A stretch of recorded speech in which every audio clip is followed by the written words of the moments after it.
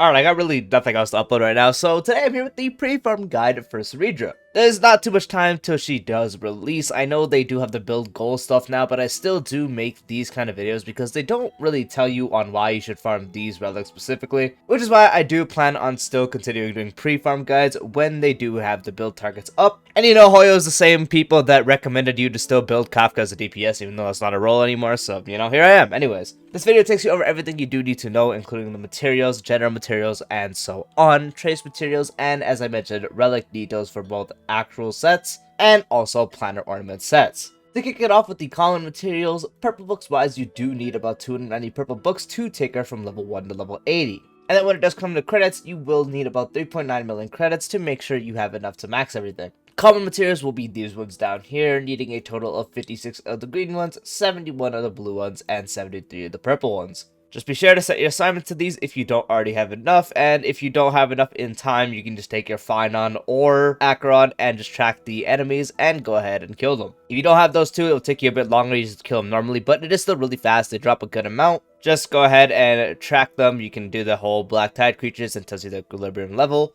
Very easy to farm out the way, and for Tracks of Destiny, you do need 8 Tracks of Destiny for her traces. The Staggered Shadow material is the brand new one from the Shape of Cinders at Fortress of Dome, Eye of Twilight, and you will need a total of 65 of these. Definitely the first thing you should look out to do, just because it's really quick to get this out the way, especially at the highest Trailblaze level. Only really needing about a full day and a little bit worth of stamina. So it's good to just get it out the way and then you don't have to worry about it. Trace Materials is going to be the one from the Bud of Harmony, but the one in Penacony and not the Robot Settlement. If you have the build target, it'll also tell you that. So just be sure to farm this one and not the wrong one, even though the build target tells you. If you're not using that, just be sure you are farming this one. And you do need a total of 18 of the green ones, 69 of the blue ones, and 139 of the purple ones. If you do want to make sure you have enough traces, you definitely want to start off right away, just because there's not too much time. There's only about 2-ish weeks till Cerydra does release. And so if you do want to have her traces max, it's going to take you a little bit. Especially since we probably will not be getting a double Calyx drop in the meantime before her banner does release. Usually that happens in the second half because this game hates us. So again, start on this as soon as possible.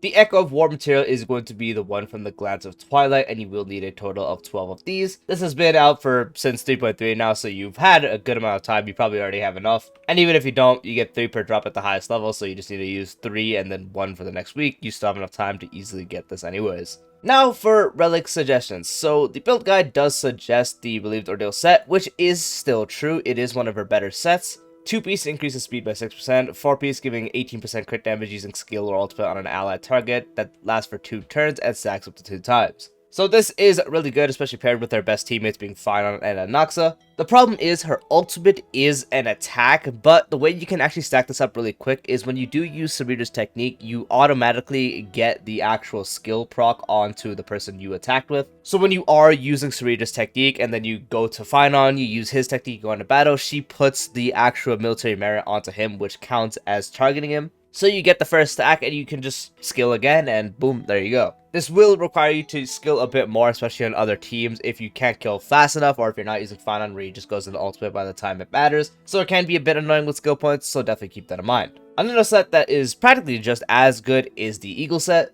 2-piece increases wind damage by 10%, a 4-piece when the Warrior's ultimate action is advanced forward by 25%. As Cerydra is a wind character, the extra damage from the 2-piece is going to be very much felt. And using the 4-piece, you can achieve getting quicker actual turns, so this can result in maybe even refreshing your buff quicker. In Phynon cases specifically, this can allow you to act quicker to give him even more core flame stacks, as it allows you to use your skill even quicker. If you're going for super quick setups for Cerydra where you want to maybe even get her to act as quick as possible without the help of Von Walk or anything, or 3 turns within his cycle and so on, this set helps a lot with that. Only problem with this versus Relieved Ordeal is that Ordeal is a lot more efficient to farm because it's paired with Scholar, while Eagle is paired with, this garbage. So that's why Eagle set's going to be a bit less common, but usually it's just as good, if not better. So if you happen to have really good Eagle pieces, this is going to be good, and usually can be a lot better even. Musketeer 4-piece is also a usable option, as the 2-piece is 12% attack, 4-piece gives 6% speed and increases basic attack damage by 10%.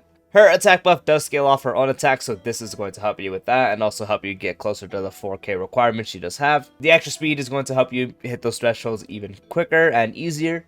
And if you aren't really using her on a final team, so let's say a Noxa or whatever other team that isn't specifically Final, because with Final you go into ult, you can't really attack with her anyways. Usually you will be using basic attack quite frequently, so getting the extra damage done on that is going to increase the little damage you can accumulate throughout the battle. So the extra help on that is going to be pretty nice, and that also does make Musketeers a pretty usable set. It's not as good as Relieved Ordeal or especially Eagle, but it still does work. Now past those 3 sets, it would be 2-piece, 2-piece. The most common one is going to be running 2-piece speed plus 2-piece attack percent, so 2-piece Warrior Goddess, 2-piece Relieved Ordeal, and 2-piece Hackerspace, combining one of those with 2-piece Wind Soaring, 2-piece Hero, 2-piece Dot Set, or 2-piece Musketeers, because the speed helps you get to breakpoint speed easier, while the attack percent gives her more attack to not only get the actual threshold of 4k attack to fully max out her trace, increase her attack giving buff, but also make her do slightly more damage. You can also use one of those with 2-piece of the Wind set if you really just want to focus on her damage a little bit. The extra wind will be the best for her damage, but ideally 2-piece speed and 2-piece attack would be the 2 pieces you would do. Platinum Ornaments, as she is a actual buffer, you can really use any of the supportive sets. It doesn't have to be just Lushaka. Lushaka is the most common one across every single support pretty much, obviously because it is usually the best one.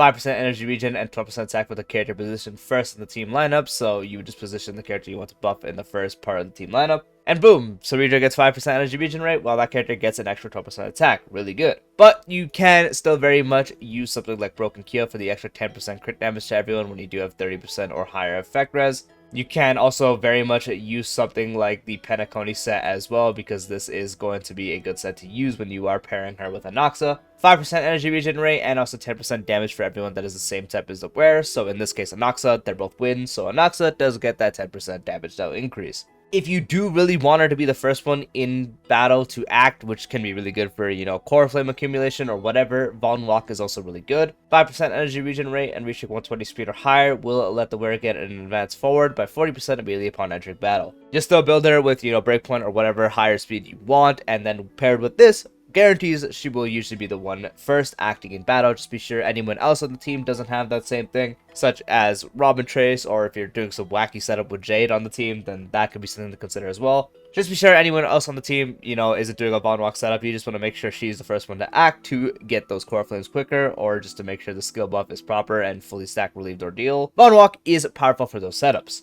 Aegis is also fine. 12% max HP is good for survivability, and 8% attack for everyone on the team reaching 120 speed or higher, which shouldn't be a problem. Just free attack for everyone, that does include Cerydra herself. Now, if you want to forego some of the support and focus mainly on Cerydra's damage as well, as she really can be built as a hybrid sub DPS because her kit is kind of coded to be like that, you can very much use something like Glamoth if you do want to focus on her damage. 12% attack and wear speed is equal to 135/160, where it deals 12%/18% more damage. 12% attack, which also does theoretically help the buffing portion, because it's giving her more attack to scale off of for her buff. You practically always will also have a free 12% attack increase, and since she does give 20 speed to both herself and the President Military Merit, 160 speed is also very achievable in battle. Just means you have to have 140 speed going into battle, and then you use the buff from the skill, and boom, now you have 160 for the full 18% damage though. So this will increase her ultimate damage and also the attack you do from her basic attack. So if you do want to focus more on the damage side of things, Glamoth is also fine. That does wrap it up for the full pre-farm Cerydra guide, taking over the materials, general materials, and the amounts of credits and books and so on. And then mainly relics and why you want to use them, why they're good, and also the same reason for ornaments. If you did find this video helpful, dropping a like would be greatly appreciated. If you're new to the channel or haven't done so already, be sure to subscribe to the bell for future videos like this, along with all other types of style content, and I'll see you later.